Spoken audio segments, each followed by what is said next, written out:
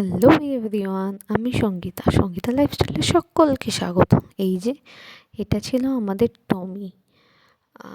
পশু পাখি বিভিন্ন জীবজন্তু যাই বলুন না কেন, তাদের যদি রেগুলার খাওয়া আর ভালোবাসা দেওয়া যায়, সব থেকে বেশি হচ্ছে ভালোবাসা। তারাও কিন্তু খুব আদর যত্ন বোঝে।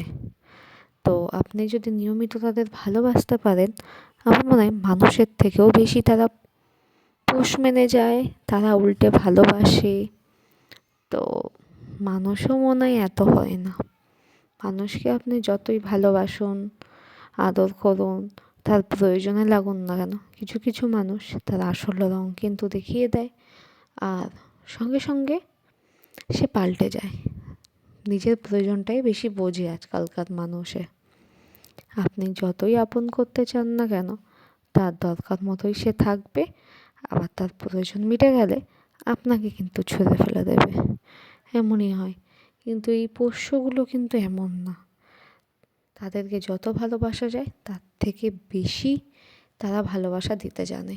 তারা তাদের মতো করে ভালোবাসা দেখাতে পারে, আপনাকে প্রোটেক্ট করতে পারে।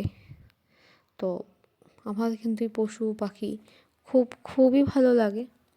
আমার বাড়িতে নেই, এইগুলো ছিল আমার জেঠিমার বাড়িতে। তো এদেরকে আমার খুব ভালোবাসি।